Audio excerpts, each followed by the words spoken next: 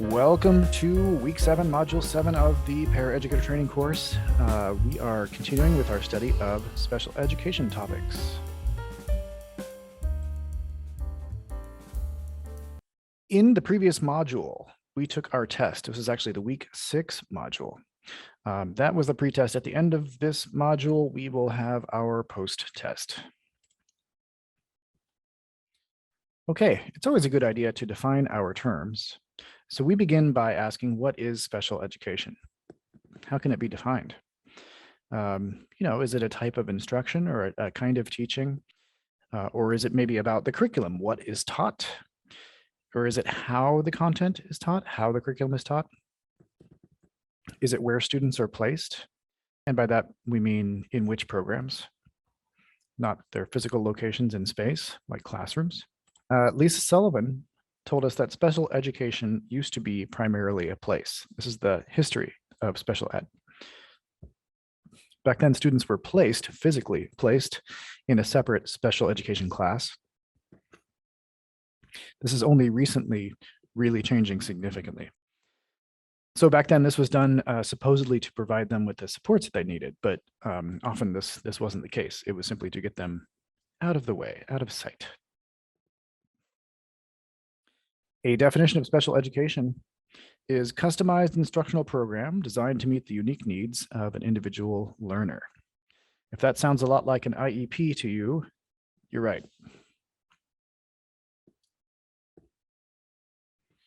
Right, who are children with disabilities, students with disabilities?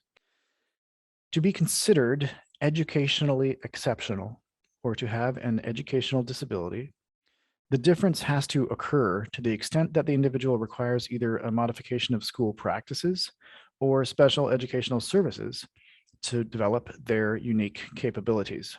Let's talk about exceptionality / disability.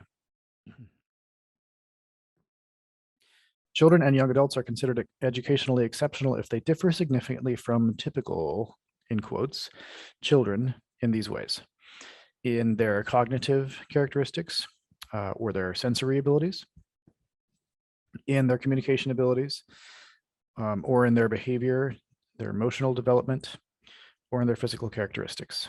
Usually it's a combination of things.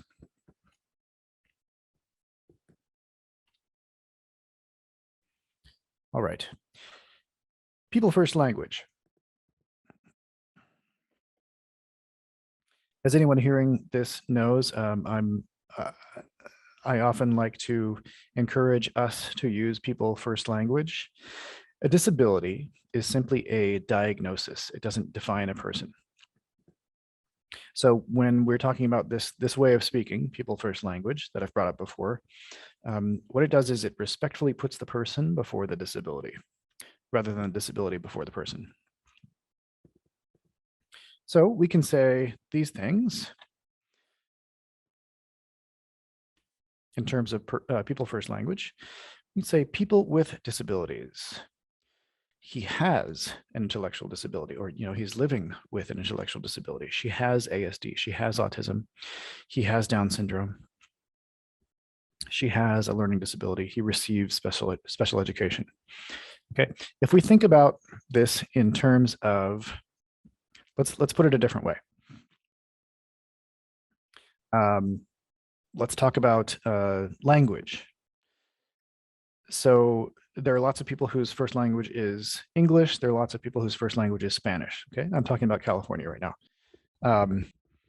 People who speak Spanish are not from Spain 90% of the time. But in schools, sometimes we hear, oh, our Spanish students are over here. Our English students are over here. Okay, I guarantee the English students are not from England. And the Hispanohablantes, the people who speak Spanish, are not from Spain almost all of the time. So why do we say that? It's just this really sort of like heavy-handed, very blunt thing that we say that isn't accurate. Okay, so if we say that someone is Spanish, we mean that they're from Madrid, Spain. Spanish speaking is something else. Our Spanish speaking students, our English speaking students, our students who speak Spanish, our students who speak English, right? Or whatever.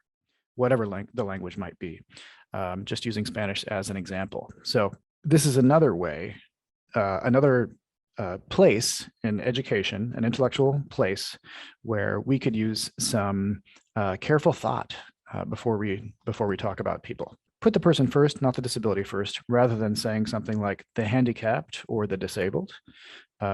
He's mentally retarded. We don't say that at all anymore. She's autistic. We'll come back to that.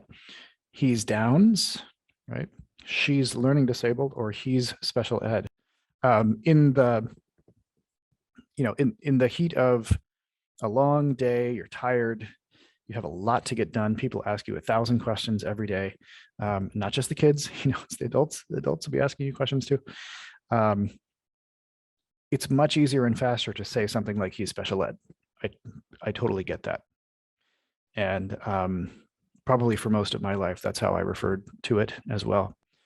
But since I started studying this stuff carefully and working in this area, I've learned to retool my language. And now I really notice it in other people when they use people second language, in my regular life. And all right, what's in a name? Let's talk about some names that we no longer use. Mental retardation. This term has a real negative connotation. The second line here, which I'm not even going to say out loud, is this common expression. People say this to mean that something is stupid or they don't like it. And it may seem kind of innocent, like you're saying this thing right here is stupid, but it really puts people down, people who cannot change something about themselves, or the last one too, people say this kind of thing and it seems self-deprecating, like, oh gosh, why am I not quicker, this kind of thing. But that's not all it is. This is a very loaded word that puts other people down. And that's the last thing. As paraeducators, that's just the last thing we want to do. All right, labeling. So some of you might be millennials, and some of my millennial friends tell me that, hey, Avi, our generation does not like labeling. And bravo, that is cool, because labeling creates stigmatization, isolation, stereotypes. Labeling things is very limiting. We have to categorize things. This is Coke, this is Pepsi. I get it. But what about RC Cola? What about all of the other things that are out there? Labels also provide a way for students to get support and help that they need. Okay, so they can be very negative or marginally positive. I'd like to share this with you folks. If you're joining us in the chat, you could respond right in our live chat here to this activity with a typed message. The following slides depict individuals with disabilities. Try to describe each person to your partners or to the whole class without mentioning their exceptionality. What we want to do here is focus on the positive things that you see. Okay. Are we ready? Here we go. Focusing on positive things and describing a person without talking about their exceptionality. Okay, first photo. Okay, let's look at the second one. She is good. Okay, here we go. Photo number 2.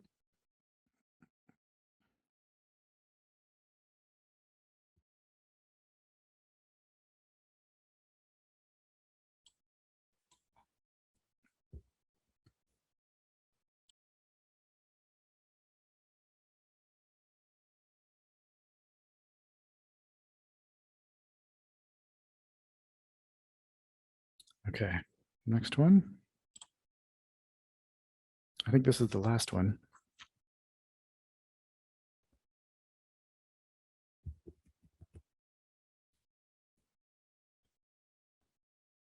Okay, let's talk a little bit more about the history of special education.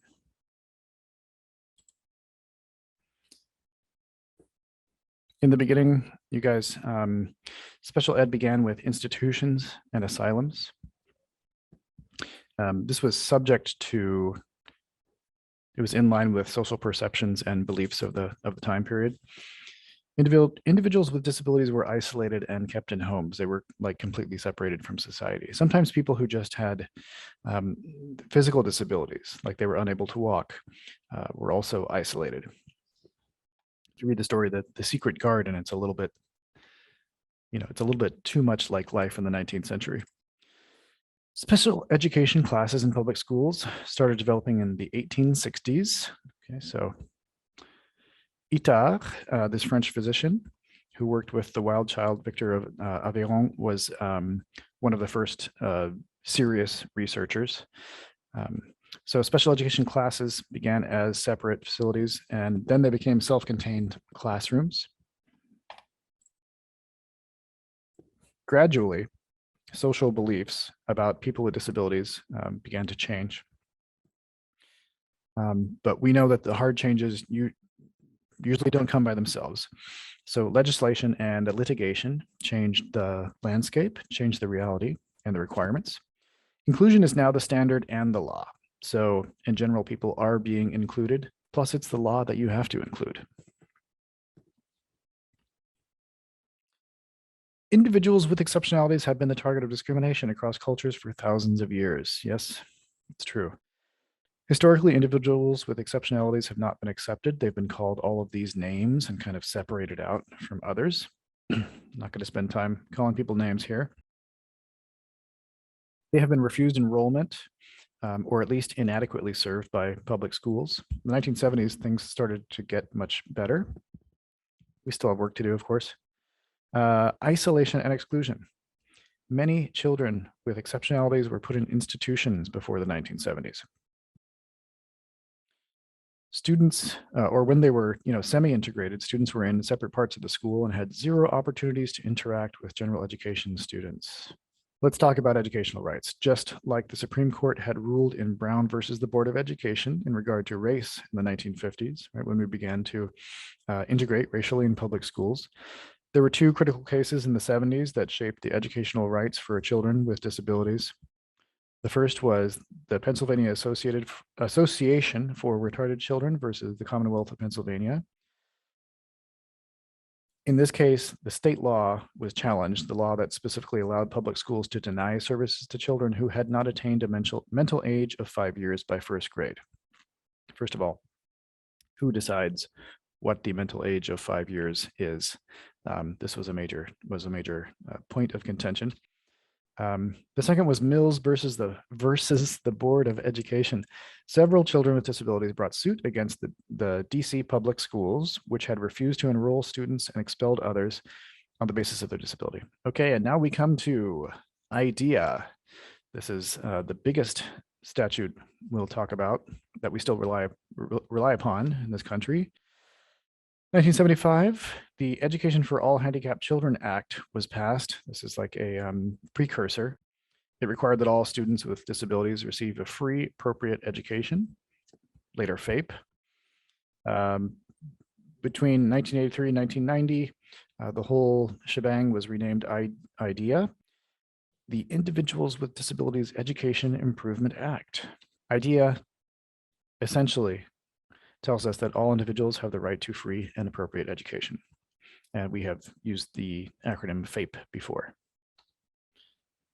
Okay, there are a whole bunch of categories of exceptionality covered in IDEA. We have a list at the federal level, and of course we have a list at the state level. FAPE, free and appropriate education. The difficult thing with FAPE is that the word appropriate can be hard to parse. What does it mean appropriate? According to whom? Right? Is it according to the parents, the teachers, the school, the lawmakers, the national government? In order to receive any special education services, children have to meet eligibility criteria. Their evaluation has to be non-discriminatory. Children also have to be served in the LRE. We've heard about the LRE a few times in this course. And qualified professionals, certified or licensed professionals, must be delivering the services, and they must use evidence-based practices in doing so. The IEP is also coming from IDEA. This is where we are told that children who are eligible for SPED services must have an IEP. IEPs include both short-term objectives and progress monitoring. Parental participation is encouraged, you might say required. IEPs help with transition planning, like from middle school to high school, things like that. High school to life after school. What's the role of families in the IEPs? They're pretty important. Families used to be just sidelined, don't talk to us, we're the experts, but now they're front and center in the process. And students too have some self-determination. They're playing an increasingly important role in setting their own educational goals. Okay, so here I have a flow chart for sort of placing a student in special education services. You can take a look at the PDF that's on our Canvas site if you want to look more closely. And this is the review process for IEPs. Again, we don't have time to go over this together, but you can take a look at it anytime. Okay, so who's on the IEP team? Lots of folks. Of course, you have to have a representative of the school district, and that may be a director or a lieutenant of special education. The student might be involved as appropriate. Here's our watchword appropriate again. The parents or caregivers have to be involved. General education teacher, if the student is spending all or part of their time in a general education classroom. Special education teacher, always. Specialist from the school, maybe a therapist of some kind. And if necessary, an interpreter in terms of linguo-cultural interpretation, if that is needed. All right, the IEP, it's got to contain detailed information on the student, including these things.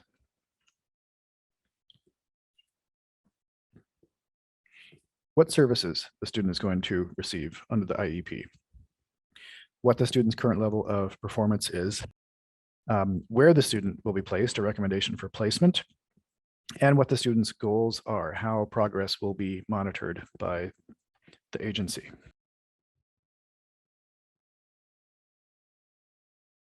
Okay.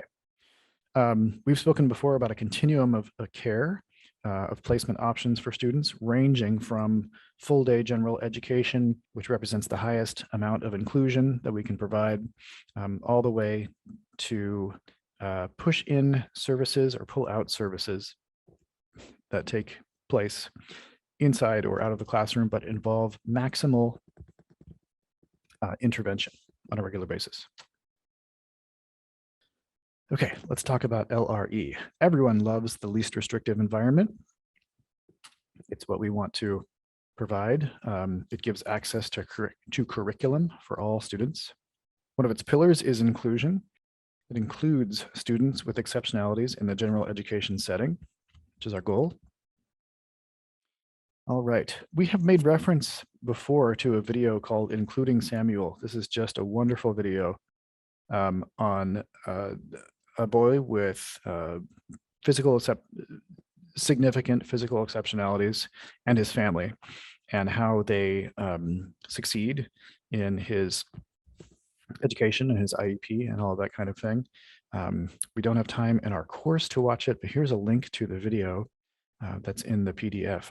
I highly recommend it. Okay, so how many kids have exceptionalities? 1 in 10, it turns out. 6 or more million children can be classified in one of the categories of exceptionalities. SLD, or specific learning disability, is the most common one.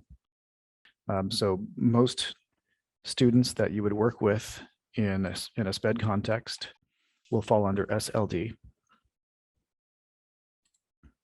And here's sort of a breakdown of where students are placed. more than half of students, close to 60% of students, are simply placed in a regular classroom. The fewest number of students, less than 3%, are placed in a separate school. Excuse me, the fewest go to residential facility.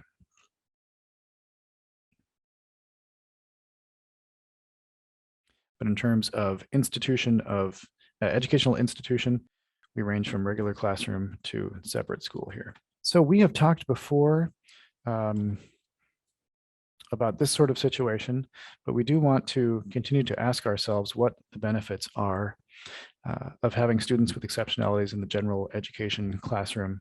The benefits of integration of any kind are usually clear to people in this day and age. Number one is tolerance. You know, we learn tolerance. We learn to forgive even ourselves for the things we don't like about ourselves. So let's go forth in tolerance, not in intolerance, and think about how we're going to continue this module with the next segment tomorrow, part 2.